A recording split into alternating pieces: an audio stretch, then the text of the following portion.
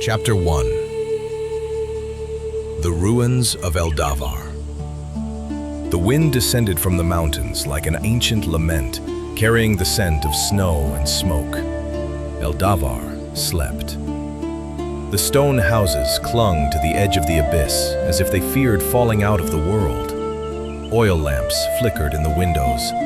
There was peace, that fragile kind of peace that exists only before the end. Kale was only 2 years old.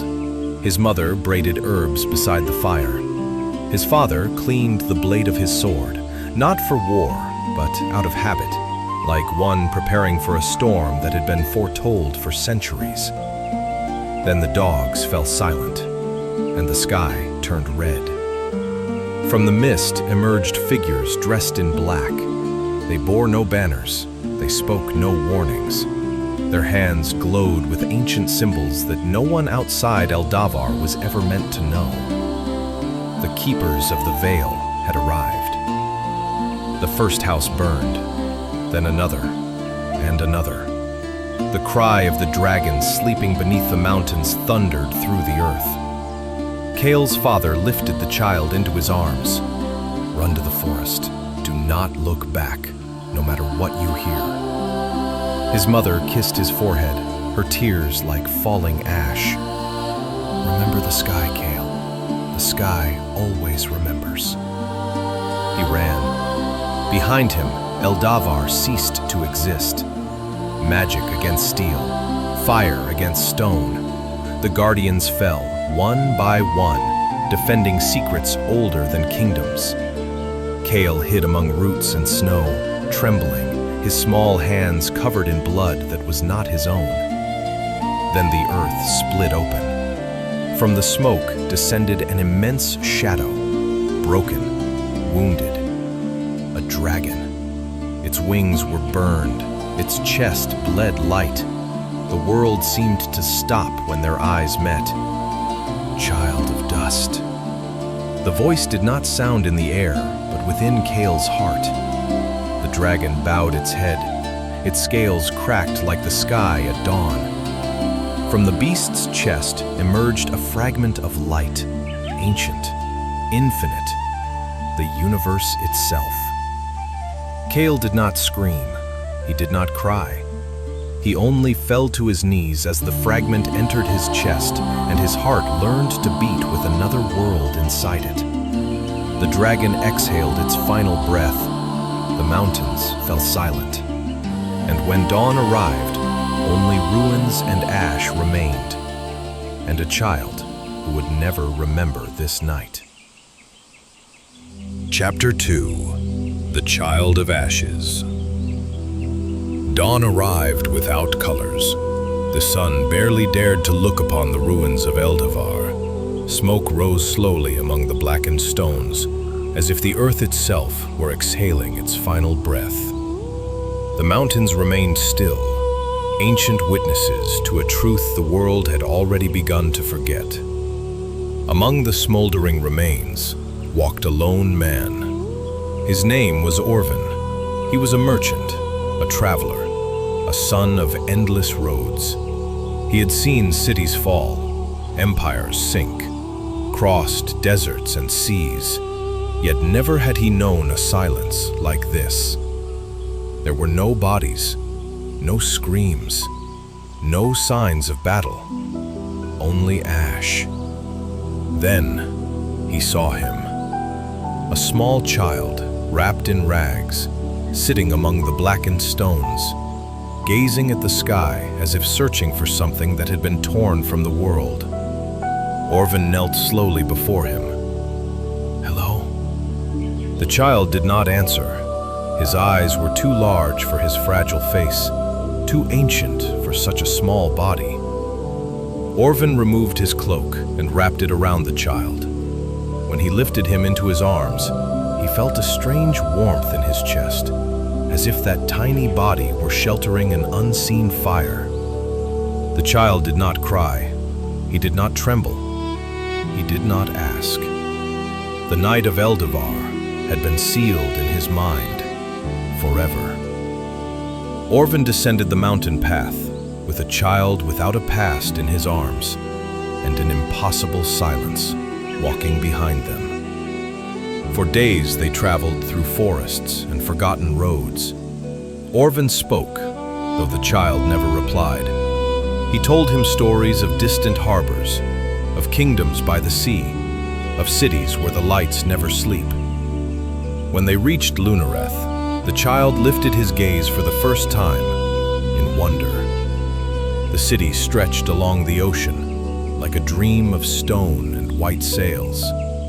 The sea struck the docks with eternal patience. Seagulls crossed the sky like nameless omens. Orvin took him into his home, gave him food, shelter, and a name, Kale. He did not know where he came from. He did not know who he had been. But from that day on, Kale would not be alone. And yet, every night, when the world slept, something ancient awakened within the child. A fire that did not burn, a sky that did not belong to the earth, a heartbeat that was not his alone. The fragment of the universe had begun to remember. Chapter 3. Lunareth. Lunareth rose toward the sea as if it were trying to reach it. Its white towers stood above the salt-covered docks, and the sails of the ships, always unfurled, seemed like wings waiting for the right wind. Kale grew among those streets. He grew listening to the eternal udar of waves against wood, breathing the scent of wet nets and distant spices, learning the names of the winds before he even learned how to write his own. Orvin raised him as best he could, with warm bread at dawn, with stories at nightfall, with long silences when the boy asked impossible questions. Kale never spoke of his past, not because he did not want to, but because there was nothing to remember. Sometimes he woke in the night, his chest burning, with the feeling of having dreamed of a sky that did not exist. But when he opened his eyes, there was only Lunareth, the harbor, the noise, the living world. The years passed. Kale grew tall, strong, with hands made for sword and rope. He worked unloading ships, guarding caravans, learning how to survive in a world that did not know he carried it. Orvin grew old.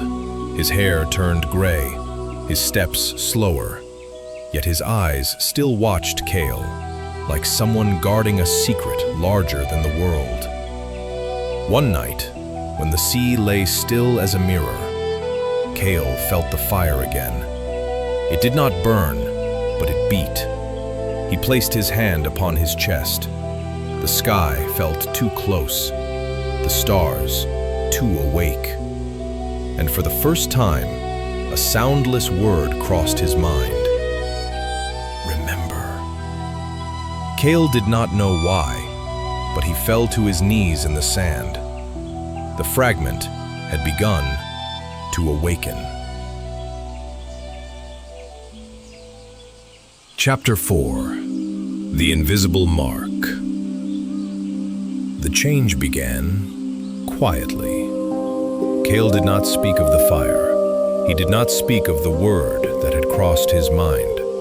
But from that night on, the world no longer felt the same. The air itself seemed thinner, the sky closer.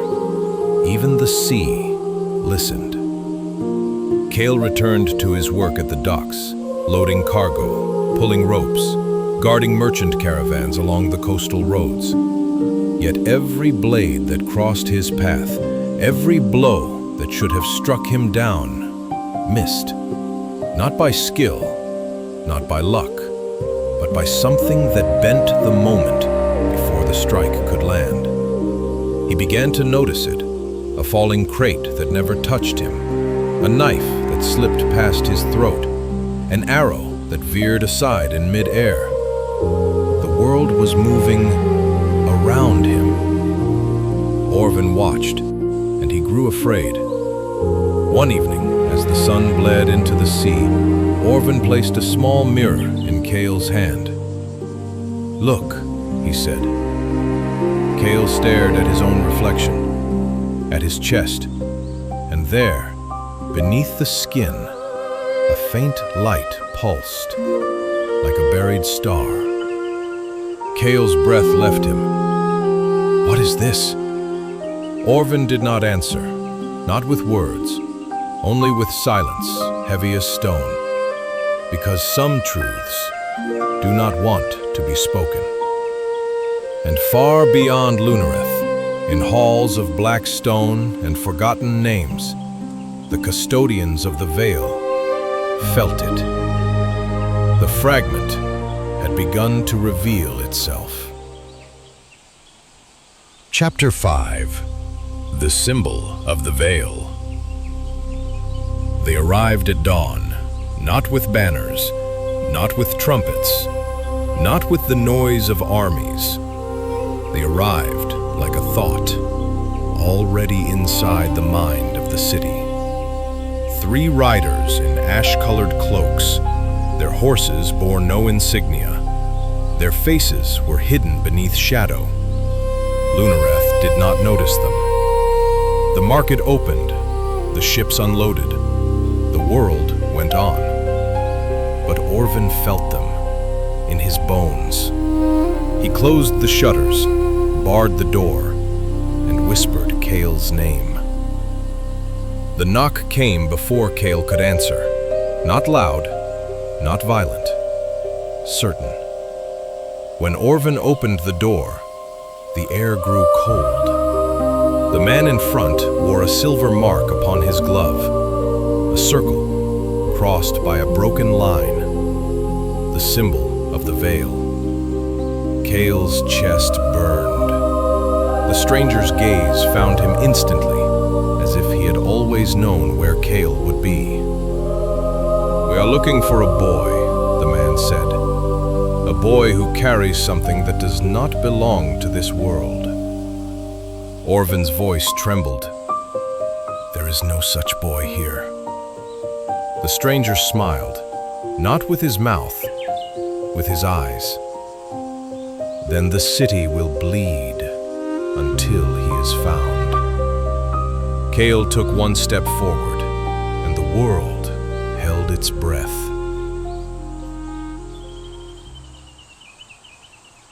Chapter 6.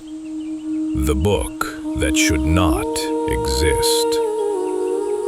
The riders were gone by morning. Lunareth returned to its noise, its colors, its illusions of safety. But Orvin did not sleep, nor did Kale.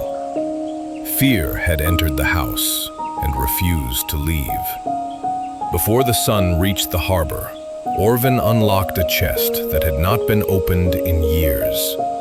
Inside lay a single book, wrapped in black cloth, sealed with a broken sigil. Kale felt the fire stir, even before he touched it. "This book," Orvin said, "does not exist." He placed it in Kale's hands. The cover was cold, as if it had never known the sun. The pages whispered when opened, not with words, but with memory.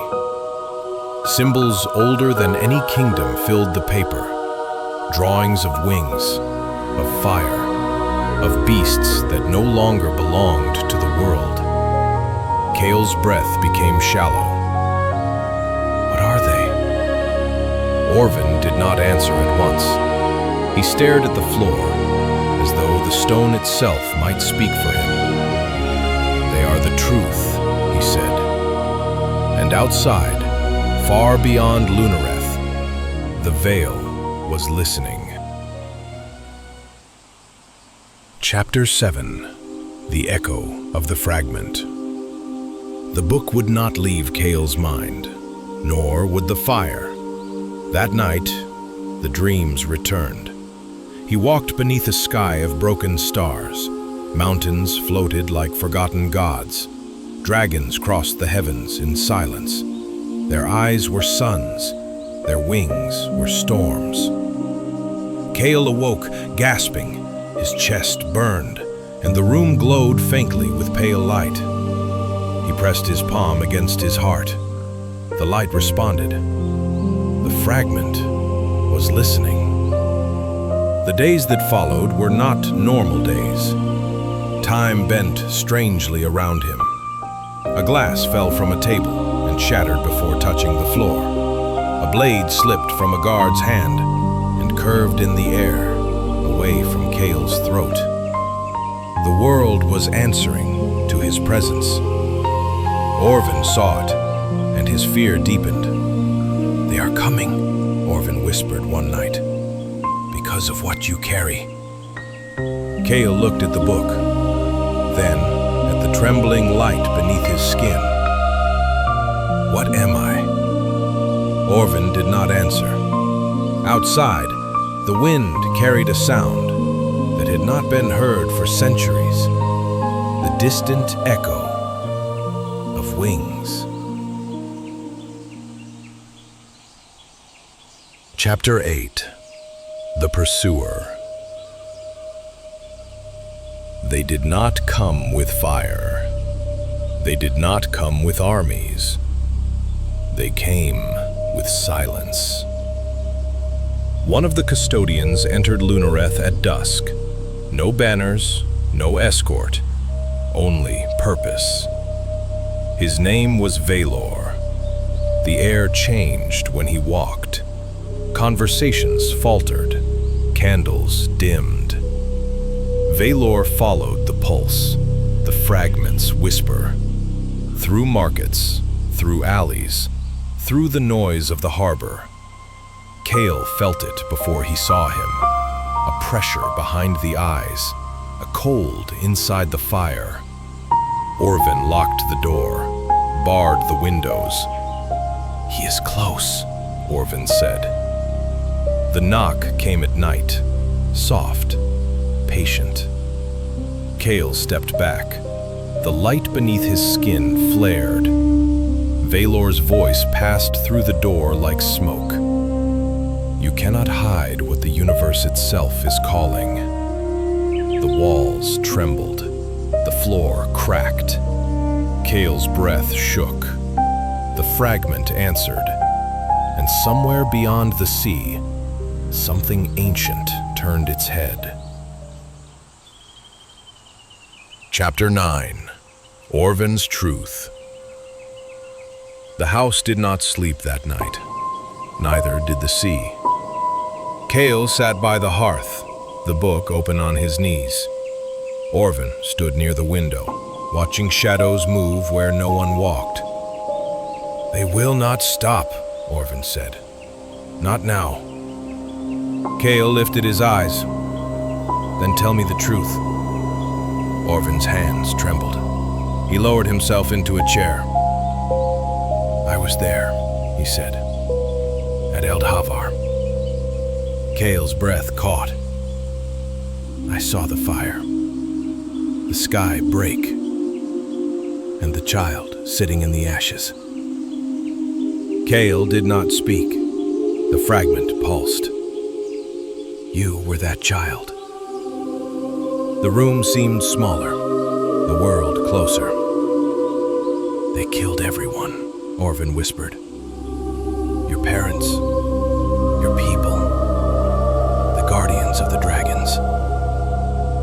Kale's hands clenched. His chest burned.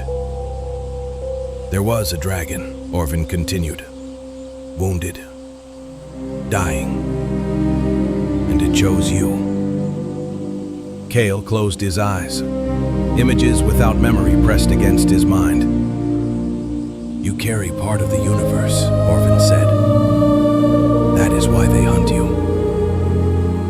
Silence fell between them. Thick, heavy, unbreakable. Outside, the wind carried a sound, the distant cry of something that remembered. Chapter 10. The First Beast. They fled before dawn, not with a plan, only with the sea at their backs. The road beyond Lunareth was empty. The world seemed to hold its breath. By nightfall, they reached the cliffs of Morvain. The sky darkened unnaturally. The wind fell silent. Kale's chest burned. The fragment screamed. Then, the clouds parted. Something vast moved behind them, a shadow across the stars. The ground trembled. The sea recoiled. Kale looked up, and the world ended.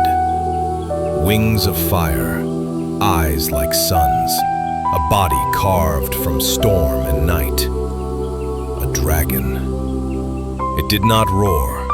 It did not strike. It simply hovered above them, watching. Orvin fell to his knees. "Forgive us," he whispered. The dragon lowered its head, and its voice entered Kale's heart.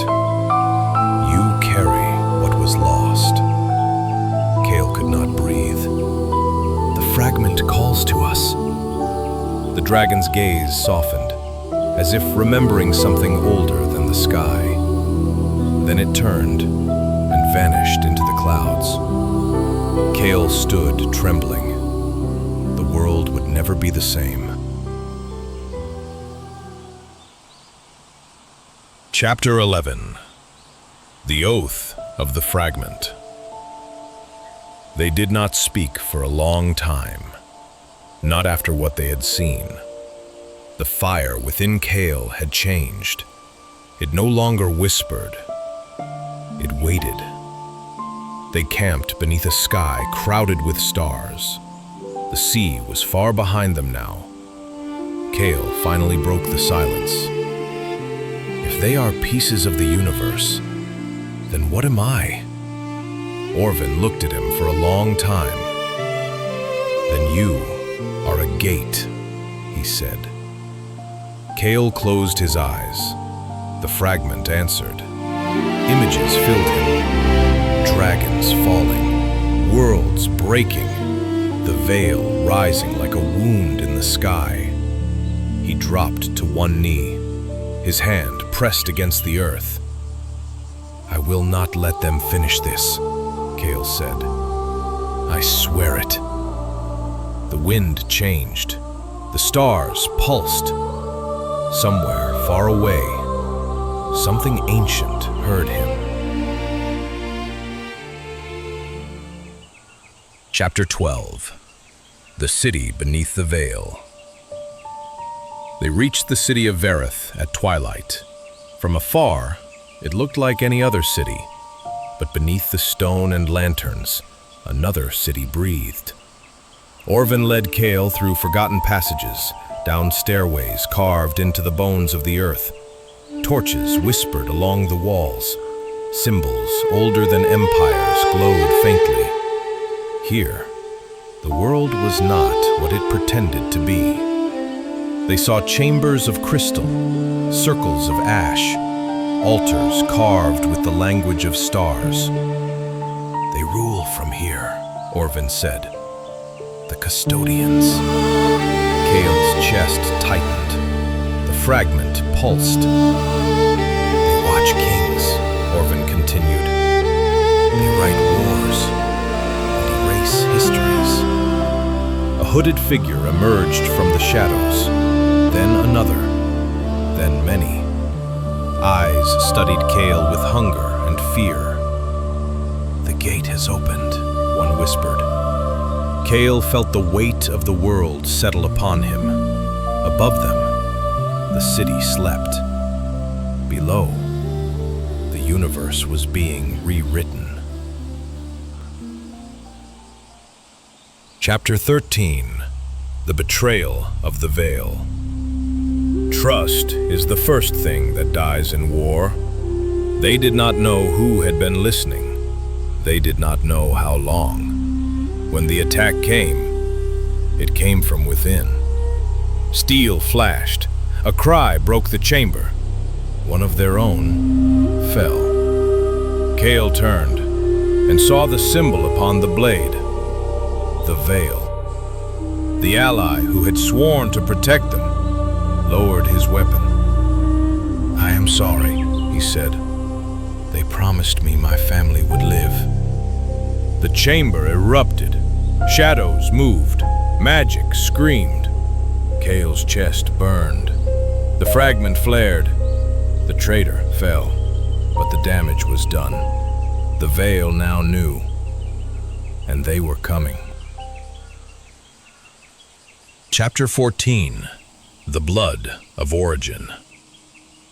They fled through corridors of stone and fire. Behind them, the Veil was awakening. Beyond the city, beneath the mountain older than memory, they found the chamber. A dragon waited, not whole, not free, but bound by chains of light and shadow. Its blood dripped into a vessel carved with the shape of the stars. Orvin fell to his knees. "This is where it begins," he whispered. Kale approached the creature. The fragment within him screamed. The dragon's eye opened, old as the sky. "You are late," the dragon said, and the mountain trembled. "This blood," Orvin said, "is how they break the world." Kale's hand trembled as he touched the glowing chains. The universe itself recoiled. Far away, the ritual was already beginning. Chapter 15. The Last Guardian. The dragon's chains did not break easily. Each link had been forged from stolen stars, from fragments of worlds that no longer existed. Kale pressed his hand against the cold light of the bindings. The fragment within him surged. The fire in his chest became a storm. The cavern groaned. Stone cracked. Light screamed. The chains shattered, not with a sound, but with a silence so deep it bent the air. The dragon lifted its head. Its breath shook the mountain. It did not roar in rage. It roared in grief. "I have guarded the memory of the universe," the dragon said, its voice filling the stone and the soul. "And now, I am the last." Kale fell to one knee. The fragment burned brighter. "You carry what they stole," the guardian continued. "You carry what was broken when the sky first bled. And you are almost out of time." Above them, the mountain trembled. Far away, the ritual was unfolding. Circles of power were being drawn. Names older than death were being spoken. The dragon's wings unfurled. Light flooded the cavern. "I will hold the gate," the guardian said, "as long as a breath remains in me. Go, while the sky still belongs to itself." Kale stood. His eyes reflected fire and stars. For a moment, man and dragon looked at each other as two remnants of a broken universe. Then Kale turned and ran. Behind him, the mountain screamed. Chapter 16. The Fall of Lunareth. They reached Lunareth at dusk. The city was burning, not from war, but from the sky. The clouds were split by crimson light. The sea recoiled from the shore. People fled the streets. Prayers shattered in the air. Above the harbor, a circle of fire hung in the heavens. The Veil had begun its final work. Kale's chest tore with light. The fragments screamed. Orvin fell, blood on the stone. "Go," he whispered. "Finish it." Kale did not answer. He ran. The sky broke. The towers of Lunareth collapsed. The sea rose. The world bent. From the leat of the heavens, something ancient reached through, and the universe began to scream. Chapter 17. The True Name. Kale ran through falling ash. The sky above Lunareth was no longer sky. It was a wound. He stumbled into the ruins of the old sanctuary, the place where the world first whispered to him. The fragment burned so fiercely that he could barely breathe. Then, the world grew still. A presence filled the broken hall. Not shadow, not light, but something older than both. "Kale," the voice said. He fell to his knees. "You have carried the wound of the universe, but you have not known your name." The fragment surged. Images poured into him. Eldavar, the burning village, the dragon's dying breath, his parents' faces, their final stand, their promise. "You were not chosen by chance," the voice said. "You were named before the world was finished." Kale's heart broke open, and the memory returned, not as pain, but as truth. "Your true name is not Kale," the voice whispered. "It is the name the universe gave you." The fragment shone like a star being born. Kale stood. The boy of ashes was gone. Only the bearer of the sky remained. Chapter 18. The Ritual of the Custodians. The veil had already gathered upon the highest spire of black stone, where the world finned and the sky trembled. They formed the circle.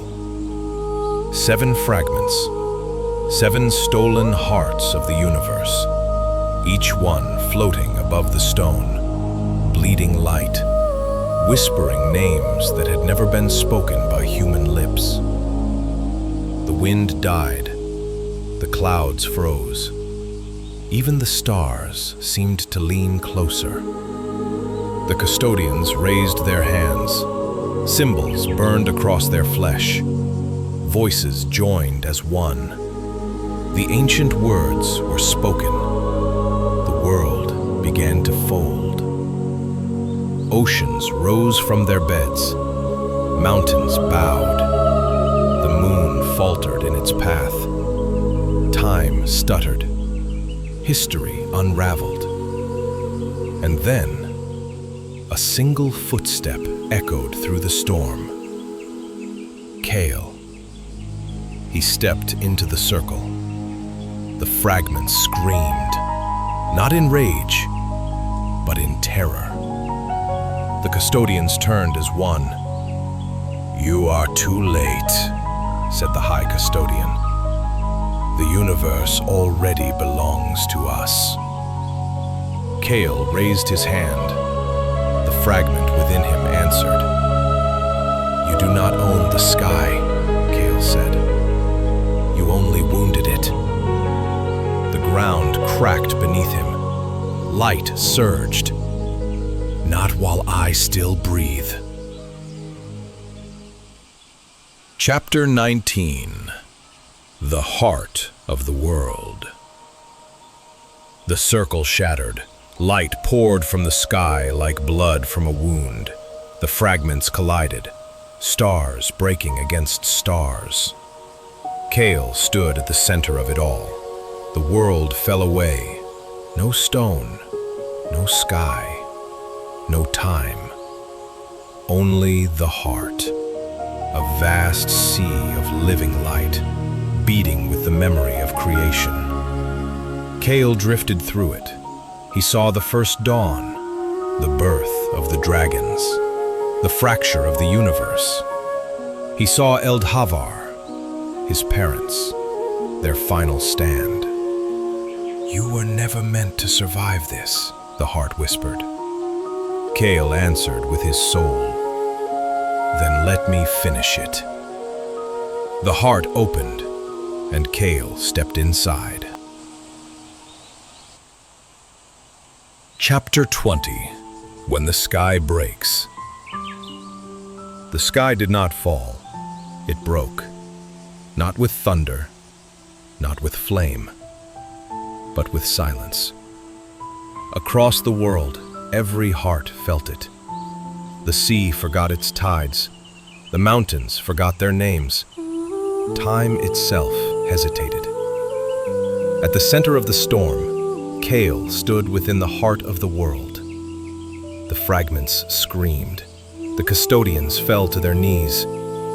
"You cannot unmake what we have begun," the High Custodian cried. Kale did not answer with anger. He answered with surrender. He opened his chest. The fragment left him. Light poured out, not like fire, but like memory returning to itself. The universe inhaled. The veil shattered.